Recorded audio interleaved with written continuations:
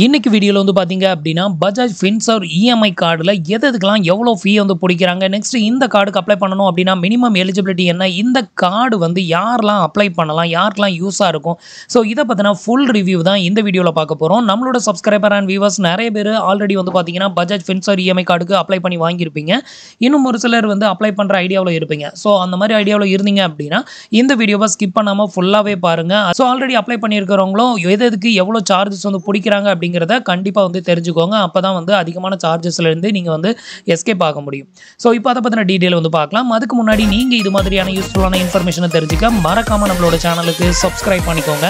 கூடவே வர்ற bell ஐக்கான்ஸில் all அப்படிங்கிறத கிளிக் பண்ணி வச்சிட்டிங்க அப்படின்னா நம்ம சேனலில் வரக்கூடிய எல்லா வீடியோஸையும் மிஸ் பண்ணாமல் பார்க்கலாம். ஸோ ஃபர்ஸ்ட் வந்து பார்த்தீங்க அப்படின்னா இந்த கார்டுக்கு அப்ளை பண்ணணும் அப்படின்னா மினிமம் எலிஜிபிலிட்டி என்ன அப்படின்னு வந்து பார்க்கலாம்.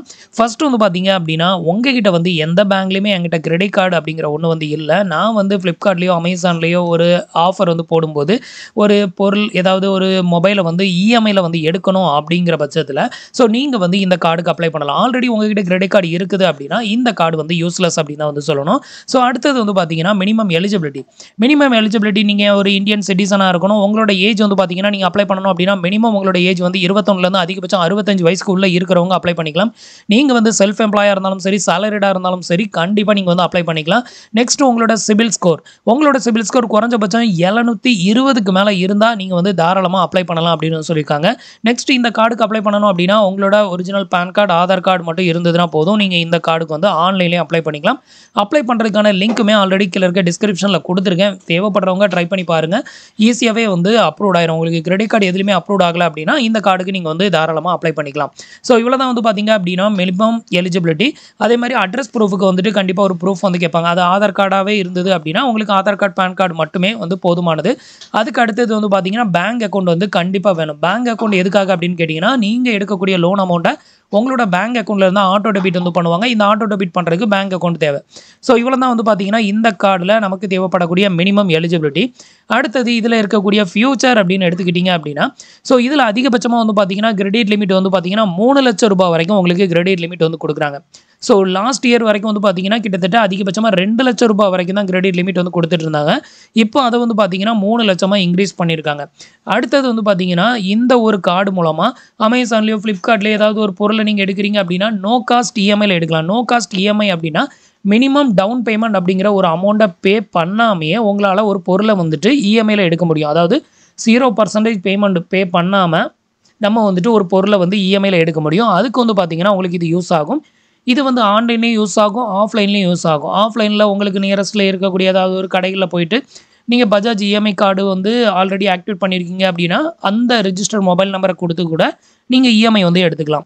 அதே மாதிரி அமேசான், ஃப்ளிப்கார்ட், மைத்ராவிலையும் வந்து பார்த்தீங்கன்னா இஎம்ஐயில் ப்ராடக்ட் ஷாப்பிங் பண்ணுறதுக்கு உங்களுக்கு வந்து இந்த இஎம்ஐ கார்டு வந்து யூஸ் ஆகும். இதிலிருந்து பணமாக நம்ம வந்து வேறு ஒரு கார்டுக்கோ இல்லை வேறு ஒரு பேங்க் அக்கௌண்ட்டுக்கோ மூவ் பண்ண முடியாது. பில் பேமெண்ட் பண்ணுறதுக்கும் இந்த கார்டு வந்து நமக்கு வந்து யூஸ் ஆகாது.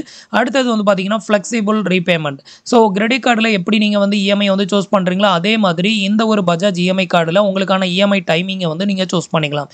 மினிமம் 3 மந்த்ல இருந்து மேக்ஸிமம் வந்து பார்த்தீங்கன்னா 24 மந்த் வரைக்கும் உங்களுக்கு டைமிங் வந்து கொடுக்குறாங்க. ஸோ இதில் வந்து பார்த்தீங்க அப்படின்னா உங்களுக்கு 3 மந்த் அப்படின்னு எடுத்துக்கிட்டிங்கன்னா நோ காஸ்ட் இஎம்ஐல, அது மட்டும் இல்லாமல் 0% இன்ட்ரெஸ்ட்லையும் வந்து உங்களால் வந்து ப்ராடக்ட் ஷாப்பிங் வந்து பண்ணிக்க முடியும். 3 மாதத்துக்கு மேலே போகும்போது ஒரு சில ப்ராடக்ட்டுக்கு வந்து பார்த்தீங்கன்னா உங்களுக்கு இன்ட்ரெஸ்ட் வந்து ஆடட் ஆகும். அடுத்தது வந்து பார்த்தீங்க அப்படின்னா இவங்க வந்து 4000க்கும் மேற்பட்ட சிட்டிகளில் வந்து டைப் வச்சிருக்கிறோம். ஸோ எல்லா விதமான ஷாப்பிங், ஆஃப்லைன் ஷாப்பிங்லையும் உங்களால் வந்து இஎம்ஐல ப்ராடக்ட்டை வந்து பர்ச்சேசிங் வந்து பண்ணிக்க முடியும் அப்படின்னு சொல்லியிருக்காங்க. இன்னும் நிறையா ஆன்லைன் ஷாப்பிங் வெப்சைட்டோடையும் டைப் வச்சுருக்காங்க. ஸோ அதுலேயும் நீங்கள் வந்து இதை யூஸ் பண்ணி ப்ராடக்ட் ஷாப்பிங் வந்து பண்ணிக்கலாம். ஸோ இவ்வளோ தான் வந்து பார்த்தீங்க அப்படின்னா இந்த கார்டில் நமக்கு கிடைக்கக்கூடிய பெனிஃபிட். மற்றபடி இதில் வேறு எந்த ஒரு பெருசாக பெனிஃபிட்லாம் கிடையாது. இஎம்ஐயில் ப்ராடக்ட் ஷாப்பிங் ஒரு லேப்டாப்போ இல்லை வந்துட்டு ஒரு கம்ப்யூட்டரோ இல்லை வந்துட்டு ஒரு மொபைலோ இஎம்ஐயில் எடுக்கணும் அப்படின்னா மட்டும் உங்களுக்கு வந்து இது வந்து யூஸ் ஆகும் அப்படின்னு சொல்லலாம். அடுத்தது வந்து பார்த்தீங்கன்னா இதுலேயே முக்கியமாக நம்ம கவனிக்க வேண்டியது வந்து பார்த்தீங்கன்னா ஃபீ அண்ட் சார்ஜஸ் டீட்டெயில்.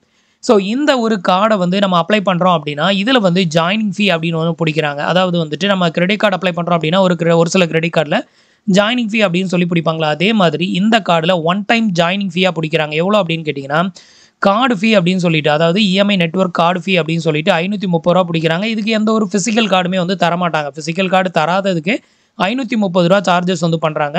அதுக்கப்புறம் வந்து பார்த்தீங்கன்னா கன்வீனியன்ஸ் ஃபீ அப்படின்னு ஒன்று சார்ஜஸ் வந்து பண்ணுறாங்க. இந்த கன்வீனியன்ஸ் ஃபீ எவ்வளோ பிடிக்கிறாங்க அப்படின்னு கேட்டிங்கன்னா 69 ரூபா பிடிக்கிறாங்க.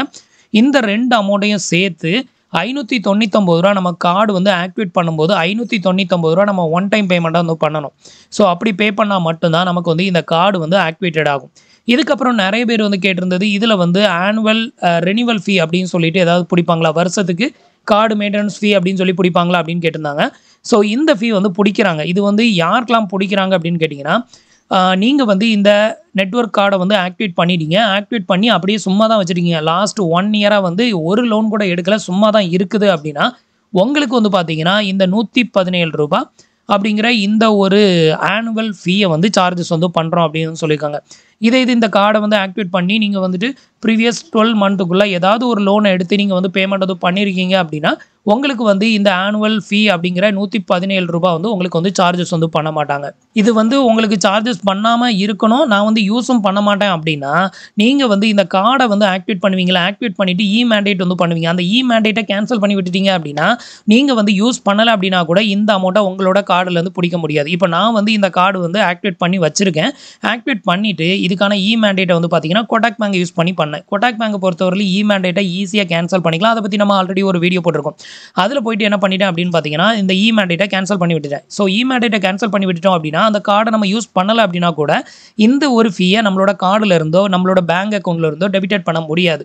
ஸோ அதனால் வந்து பார்த்தீங்கன்னா, நான் வந்து மேண்டேட்டை கேன்சல் பண்ணிட்டேன். இப்போ வந்துட்டு நான் அந்த கார்டை யூஸும் பண்ணலாம். என்கிட்ட ஆல்ரெடி கிரெடிட் கார்டு இருக்குது. பட் வீடியோ பண்ணணும் அப்படிங்கிறதுக்காக நான் அந்த கார்டு வந்து வாங்கியிருந்தேன்.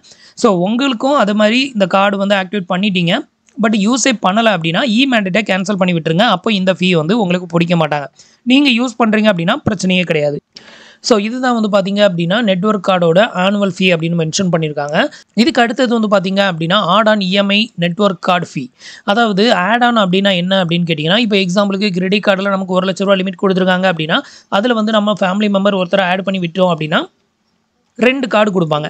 ஸோ இந்த ரூ. 1,00,000 லிமிட்டை வந்து 2 கிரெடிட் கார்டு மூலமாக நம்ம யூஸ் பண்ணிக்கலாம். அதே மாதிரி பஜாஜ் இஎம்ஐ கார்டில் வந்து பார்த்தீங்கன்னா, உங்களுக்கு ரூ. 1,00,000 லிமிட் கொடுத்துருக்காங்க அப்படின்னா, உங்களோட ஃபேமிலி மெம்பர் யாராவது ஒருத்தர் வந்து ஸோ அவங்களும் இந்த கார்டை யூஸ் பண்ணணும் அப்படின்னு நினச்சிங்கன்னா, உங்களோட லிமிட்டை அவங்களுக்கு ஷேர் பண்ணிக்கலாம். அவங்களோட மொபைல் நம்பர்லையும் இந்த கார்டு லிமிட்டை ஆக்டிவேட் பண்ணி விட்டுருவாங்க. அதுதான் வந்து கார்டு ஆட் ஆன் அப்படின்னு சொல்லுவாங்க. ஸோ அவங்களோட மொபைல் நம்பரை போட்டும் இஎம்ஐயில் பொருளை வந்து ஷாப்பிங் பண்ணிக்கலாம். உங்களோட மொபைல் நம்பரை போட்டும் இஎம்ஐயில் பொருளை வந்து ஷாப்பிங் வந்து பண்ணிக்கலாம். பட் பில் ரிஃப்ளெக்ட் ஆகும்போது ஒரே பேமெண்ட்டில் தான் வந்து ரிஃப்ளெக்ட் ஆகும். மெயின் கார்டு யார் வச்சிருக்காங்களோ, அதாவது மெயின் நம்பர் யார் வச்சிருக்காங்களோ அவங்களோட அக்கௌண்ட்டை லாகின் பண்ணோம் அப்படின்னா, ஸோ 2 கார்டில் ஸ்பெண்ட் பண்ண அமௌண்ட்டுமே வந்து பார்த்தீங்க அப்படின்னா ஒரே அக்கௌண்ட்டில் வந்து ஷோ ஆகும். ஸோ அதை தான் கார்டு ஆட் ஆன் அப்படின்னு சொல்லுவாங்க. மேக்ஸிமம் இது வந்து யாருக்கும் யூஸ் ஆகாது. கிரெடிட் கார்டில் பண்ணலாம், பட் இஎம்ஐ கார்டில் வந்து பண்ணாதீங்க. ஸோ இந்த மாதிரி நீங்கள் கார்டு ஆட் ஆன் எடுத்துக்கிட்டீங்க அப்படின்னா அதுக்கு வந்து ரூ. 200 வரைக்கும் வந்து சார்ஜஸ் வந்து பண்ணுறாங்க. இதில் வந்து பார்த்தீங்க அப்படின்னா இவ்வளோ தான் ஃபீ டீட்டெயில் வந்து கொடுத்துருக்காங்க. ஸோ அப்போ இவ்வளோ தான் வந்து ஃபீ வந்து பிடிக்கிறாங்களா அப்படின்னு கேட்டிங்கன்னா இல்லை, இன்னொரு ஃபீ இருக்குது. அதை வந்து உங்களுக்கு காமிக்கிறேன். இப்போ பார்க்குறது வந்து பார்த்தீங்க அப்படின்னா, அந்த லிஸ்ட்டில் இல்லாத ஒரு சில ஃபீஸெல்லாம் வந்து நான் நெட்லேருந்து சர்ச் பண்ணி எடுத்திருக்கேன். ஸோ இதில் வந்து பார்த்தீங்கன்னா, கார்டு ஆனுவல் ஃபீ அப்படிங்கிறது நம்ம ஆல்ரெடி எக்ஸ்பிளைன் பண்ணிட்டோம். இதில் எக்ஸ்பிளைன் பண்ணாத ஃபீ வந்து பார்த்தீங்கன்னா, late payment charges. So late payment charges மட்டும் எவ்வளோ பிடிக்கிறாங்க அப்படின்னு கேட்டிங்கன்னா, 1%லேருந்து 2% வரைக்கும் பிடிக்கிறாங்க. அதாவது இந்த 1% to 2% அப்படிங்கிறது எந்த அமௌண்ட்டில் பிடிப்பாங்க அப்படின்னு கேட்டிங்கன்னா, நீங்கள் எவ்வளோ பேமெண்ட் வந்து பண்ணணுமோ அந்த பேமெண்ட்டில் வந்து பார்த்தீங்கன்னா, உங்களுக்கு வந்து 1%லேருந்து 2% வரைக்கும் லேட் பேமெண்ட் சார்ஜஸ் வந்து உங்களுக்கு வந்து போடுறாங்க. ஸோ நீங்கள் ஒரு நாள் லேட்டாக பேமெண்ட் வந்து பண்ணால் கூட உங்களுக்கு வந்து பார்த்தீங்கன்னா ரூ. 500 வரைக்கும் வந்து பெனால்ட்டி போடுறதுக்கு வாய்ப்பு இருக்குது. என்னோட ஃப்ரெண்ட் ஒருத்தர் வந்து இந்த பஜாஜ் இஎம்ஐ கார்டு வந்து ரெகுலராக யூஸ் பண்ணிக்கிட்டு இருந்தார். ஸோ 1 டே வந்து அவர் டிலே பண்ணி பேமெண்ட் வந்து பண்ணதுக்காக அவருக்கு வந்து பார்த்தீங்க அப்படின்னா கிட்டத்தட்ட ரூ. 650 கூட ஒரு டைம் வந்து சார்ஜஸ் வந்து போட்டிருக்காங்க. ஸோ ஒரு சிலர் வந்து ரூ. 500 அப்படின்னு சொல்கிறாங்க. பட் இப்போ கரண்டில் வந்து எவ்வளோ பிடிக்கிறாங்க அப்படிங்கிறது வந்து தெரியல. இதில் வந்து பார்த்தீங்கன்னா அவங்க மென்ஷன் பண்ணிக்கிறது 1%லேருந்து 2% வரைக்கும் சார்ஜஸ் வந்து போடுறோம் அப்படின்னு வந்து சொல்லியிருக்காங்க. நெக்ஸ்ட் வந்து பார்த்தீங்கன்னா check bounce charges. Check bounce charges அப்படின்னா என்ன அப்படின்னு கேட்டிங்கன்னா, நீங்கள் வந்து இந்த இஎம்ஐ கார்டை யூஸ் பண்ணி நீங்கள் ஆன்லைனில் ஒரு ப்ராடக்ட் ஷாப்பிங் வந்து பண்ணுறீங்க. அதை வந்து இஎம்ஐயில் தான் எடுப்பீங்க கண்டிப்பாக. அப்படி இஎம்ஐயில் எடுக்கும்போது என்ன ஆகும் அப்படின்னு கேட்டிங்கன்னா, நம்ம வந்து ஆட்டோ டெபிட்டில் தான் வந்துட்டு செட் பண்ணி வச்சுருப்போம். அதாவது இந்த கார்டுக்கான பேமெண்ட்டை மந்த்லி நம்மளோட பேங்க்லேருந்து ஆட்டோ டெபிட் பண்ணுற மாதிரி தான் செட் பண்ணி வச்சுருப்போம். ஸோ இந்த மந்த்லி ஆட்டோ டெபிட் ஆகிற அந்த பர்டிகுலர் டேட்டில் உங்களோட பேங்க் அக்கௌண்ட்டில் பணம் இல்லை அப்படிங்கிற பட்சத்தில் அதுக்கு பேர் தான் செக் பவுன்ஸ் அப்படின்னு வந்து சொல்லுவாங்க. அந்த செக் பவுன்ஸ் சார்ஜஸ் மட்டும் ரூ. 500 சார்ஜஸ் வந்து பண்ணுறாங்க. எக்ஸாம்பிளுக்கு வந்து பார்த்தீங்கன்னா 14ஆம் தேதி உங்களோட பேங்க் அக்கவுண்ட்ல இருந்து உங்களோட இஎம்ஐ டெபிட்டட் பண்றாங்க அப்படின்னா, நீங்க வந்து 13ஆம் தேதி மார்னிங்கே வந்து அமௌண்ட்ட வந்து பேலன்ஸ் மெயின்டெயின் பண்ணிக்கோங்க. ஸோ பஜாஜ் இஎம்ஐ கார்டுல இதுக்கு முன்னாடி வரைக்கும் இருந்த ஒரு சீட்டிங் என்ன அப்படின்னு கேட்டீங்கன்னா, உங்களோட அக்கவுண்ட்ல பேலன்ஸ் இருக்கும். ஆனா அந்த அமௌண்ட்ட வந்து டெபிட்டட் பண்ண மாட்டாங்க. டெபிட்டட் பண்ணாம 1 நாள் டிலே பண்ணி டெபிட்டட் பண்ணுவாங்க. அப்போ என்ன ஆகும் அப்படின்னு பார்த்தீங்கன்னா, லேட் பேமெண்ட் சார்ஜஸ் அப்படின்னு சொல்லிட்டு ரூ. 500 ரூ. 600 அப்படின்னு சொல்லி உங்கள்ட்ட வந்து பெனால்டி போட்டுருவாங்க. ஸோ இந்த மாதிரியான ஒரு சீட்டிங் வந்து பார்த்தீங்கன்னா, கடந்த காலத்தில ரொம்ப அதிகமாவே இருந்தது. நெறைய பேருக்கு வந்து பார்த்தீங்கன்னா, இப்படி தான் புடிச்சுக்கிட்டு இருந்தாங்க. நம்ம பேலன்ஸ் மெயின்டெயின் பண்ணியிருப்போம். ஆனாலும் அத டெபிட்டட் பண்ண மாட்டான். அந்த டேட்ல டெபிட்டட் பண்ணாம 1 டே டிலே பண்ணி டெபிட்டட் பண்ணிட்டு உங்களோட அக்கவுண்ட்ல பேலன்ஸ் மெயின்டெயின் பண்ணல. அதனால அதுக்கு வந்து செக் பவுன்ஸ் சார்ஜஸ் அப்படின்னு போட்டிருக்கோம் அப்படின்னு சொல்லிட்டு, உங்ககிட்ட வந்து எக்ஸ்ட்ரா சார்ஜஸ் வந்து புடிப்பான். இந்த மாதிரியான சார்ஜஸ் நீங்க அவாய்ட் பண்ணணும் அப்படின்னு நினைச்சீங்கன்னா, 14ஆம் தேதி உங்களுக்கு வந்து டெபிட்டட் பண்றாங்க அப்படின்னா, 13ஆம் தேதி காலையிலேயே நீங்க வந்து பேலன்ஸ் மெயின்டெயின் பண்ணிக்கோங்க. ஸோ அப்பதான் வந்து பார்த்தீங்க அப்படின்னா, இந்த மாரியான செக் பவுன்ஸ் சார்ஜஸ்ல இருந்து நீங்க அவாய்ட் பண்ணிக்க முடியும், தப்பிக்க முடியும். ஸோ அதனால கேர்ஃபுல்லா இருந்துக்கோங்க. இதுக்கு அடுத்தது வந்து பார்த்தீங்கன்னா, ப்ராசஸிங் ஃபீ. ஸோ நீங்க வந்துட்டு ஆன்லைன்ல வந்து இஎம்ஐல வந்து பொருள் எடுக்கும்போது, அதுல வந்து பார்த்தீங்கன்னா, ப்ராசஸிங் ஃபீ அப்படிங்கிற ஒண்ணு வந்து கண்டிப்பா ஆடட் ஆகும். பட் அத நீங்க கவனிச்சிருக்க மாட்டீங்க. நீங்க அத நல்லா டீட்டெயிலா கவனிச்சீங்க அப்படின்னா, மொபைல் ரேட்ட விட அதிகமான ரேட் அதுல ஆடட் ஆகும். என்ன ரீசன் அப்படின்னா, அதுல வந்து ப்ராசஸிங் ஃபீ அப்படிங்கிற ஒண்ணு வந்து ஆடட் ஆகும். ஸோ நம்ம ஆன்லைன்ல லோன் எடுத்தோம் அப்படின்னா, அதுல வந்து ப்ராசஸிங் ஃபீ வந்து அப்ளை பண்றாங்களா, அதே மாதிரி தான். ஸோ நீங்க வந்து ப்ராடக்ட் ஷாப்பிங் வந்து பண்ணும்போதும், ஸோ அதுக்கும் ப்ராசஸிங் ஃபீ ஆடட் ஆகும். இந்த ப்ராசஸிங் ஃபீ எவ்வளோ புடிக்கிறாங்க அப்படின்னு கேட்டீங்கன்னா, நீங்க எவ்வளோ அமௌண்ட்டுக்கு வந்து ப்ராடக்ட் ஷாப்பிங் வந்து பண்றீங்களோ, அந்த அமௌண்ட்ல 0.5% இருந்து அதிகபட்சம் வந்து பார்த்தீங்கன்னா, 3% வரைக்கும் ப்ராசஸிங் ஃபீ வந்து சார்ஜஸ் வந்து பண்றாங்க. இது தவிர வந்து இன்ட்ரெஸ்ட் ரேட். நம்ம வந்து இப்போ ஒரு மொபைல வந்து 12 மாசத்துக்கு இஎம்ஐ எடுக்கிறோம் அப்படின்னா, அதுக்கான வட்டி வந்து எவ்வளோ வரும் அப்படின்னு கேட்டீங்கன்னா, குறைஞ்சபட்சம் 8%லேருந்து அதிகபட்சம் வந்து 15% வரைக்கும் உங்களுக்கு அதுல வட்டியும் வந்து ஆடட் ஆகும். ஸோ இவ்வளோ ஃபீ வந்து இருக்குது. இதுல குடுத்திருக்கிற late payment fee, check bounce charges, processing fee, interest, so இது எல்லாத்தையுமே வந்து பார்த்தீங்கன்னா, உங்களோட வெப்சைட்ல வந்து டிஸ்ப்ளே பண்றது கிடையாது. ஸோ இதெல்லாம் டிஸ்ப்ளே பண்ணாங்க அப்படின்னா, மேக்ஸிமம் வந்து பார்த்தீங்கன்னா, பஜாஜ் இஎம்ஐ கார்டுக்கு அப்ளை பண்றவங்க வந்து பாதி பேர் அப்ளை பண்ண மாட்டான் அப்படிங்கிறதுக்காக, இந்த மாதிரியான சார்ஜஸ எல்லாத்தையுமே வந்து மக்கள்கிட்ட இருந்து மறைச்சிடுறாங்க. ஸோ உங்களுக்கு தெரியணும் அப்படிங்கிறதுக்காக இவ்வளோ டீட்டெயிலா எக்ஸ்ப்ளைன் பண்ணியிருக்கேன். ஸோ செக் பவுன்ஸ் சார்ஜஸ் அப்படிங்கிறது வந்து பார்த்தீங்கன்னா, இப்போ என்ன கண்டிஷன்ல இருக்கு அப்படின்னு தெரியல. ஏன்னா ஆல்ரெடி வந்து ஆர்பிஐ வந்து பஜாஜை வந்து பேன் பண்ணி, இப்போ தான் ரிலீஸ் பண்ணி மறுபடியும் ரீலான்ச் வந்து ஆயிருக்குது. ஸோ இந்த சிச்சுவேஷன்ல அவங்க வந்து பார்த்தீங்கன்னா, மறுபடியும் வந்து இந்த மாரி ஆன் டைம்ல பேமெண்ட்ட வந்து எடுக்காம, லேட்டா பேமெண்ட் எடுத்து மக்கள வந்து ஏமாத்துறாங்களா? இல்ல என்ன கண்டிஷன்ல போயிட்டுருக்கு அப்படின்னு தெரியல. நீங்க பஜாஜ் இஎம்ஐ கார்டு யூசரா இருந்தீங்க அப்படின்னா, இப்போ என்ன சிச்சுவேஷன்ல வந்து சார்ஜஸ் வந்து புடிக்கிறாங்க? உங்களுக்கு இது மாரி ஏதாவது பெனால்டி ஏதாவது புடிச்சிருக்காங்களா? அப்படிங்கிறதையும் மறக்காம கமெண்ட்ல சொல்லுங்க. நம்மளோட சப்ஸ்கிரைபர் அண்ட் வியூவர்ஸ் அத பார்த்து தெரிஞ்சுக்கட்டும். அடுத்தது வந்து பார்த்தீங்கன்னா, இதுல ஒண்ணும் மென்ஷன் பண்ணல. என்ன அப்படின்னு கேட்டீங்கன்னா, ஃபார் குளோசிங் ஃபீ. ஸோ இப்போதைக்கு வந்து பார்த்தீங்கன்னா, இதுல ஃபார் குளோசிங் ஃபீ அப்படிங்கிற ஒண்ணு வந்து கிடையாது அப்படின்னு வந்து சொல்லியிருக்காங்க. அதாவது நீங்க வந்து இதுல வந்து ப்ராடக்ட் ஷாப்பிங் வந்து பண்றீங்க. அத வந்து இஎம்ஐல போட்டுருக்கீங்க. திடீர்னு ஒரு 2 மாசத்துல நீங்க இஎம்ஐ பே பண்ணிட்டு 3ஆவது மாசம் ப்ரீ க்ளோஸ் வந்து பண்ணணும் அப்படின்னு நினைச்சீங்கன்னா, ப்ரீ க்ளோஸ் வந்து பண்ணிக்கலாம். அந்த ப்ரீ க்ளோசிங்க்கு வந்து பார்த்தீங்கன்னா, 0% சார்ஜஸ் அப்படின்னு தான் சொல்லியிருக்காங்க. எந்த ஒரு சார்ஜஸும் கிடையாதுன்னு சொல்லியிருக்காங்க. இதுக்கு முன்னாடி வரைக்கும் வந்து பார்த்தீங்கன்னா, அப்படிலாம் வந்து கிடையாது. நம்ம ப்ரீ க்ளோஸ் வந்து பண்ணோம் அப்படின்னா, அதுக்கு தனியா சார்ஜஸ் வந்து போடுவாங்க. பட் இப்போ இருக்க அப்டேட் படி வந்து பார்த்தீங்கன்னா, ப்ரீ க்ளோசிங் சார்ஜஸ் வந்து கிடையாது. இது ஒண்ணு தான் வந்து பார்த்தீங்கன்னா, இதுல வந்து பார்த்தீங்கன்னா, கொஞ்சம் சந்தோஷப்படுற மாதிரி ஒரு சார்ஜஸ மட்டும் ரிமூவ் பண்ணியிருக்காங்க. ஸோ இவ்வளோ தான் வந்து பார்த்தீங்க அப்படின்னா, பஜாஜ் இஎம்ஐ கார்டுல நமக்கு பிடிக்கக்கூடிய fee and charges detail. So இப்போ உங்களுக்கு பஜாஜ் இஎம்ஐ கார்டுல எவ்வளோ ஃபீ அண்ட் சார்ஜஸ் வந்து புடிக்கிறாங்க அப்படிங்கிற எல்லா டீட்டெயிலும் உங்களுக்கு தெரிஞ்சிருக்கும் அப்படின்னு நினைக்கிறேன். நீங்க ஆல்ரெடி பஜாஜ் இஎம்ஐ கார்டு யூசரா இருந்தீங்க அப்படின்னா, நான் சொன்ன மாதிரி கரெக்ட்டா பேமெண்ட்ட வந்து மெயின்டெயின் பண்ணிக்கோங்க.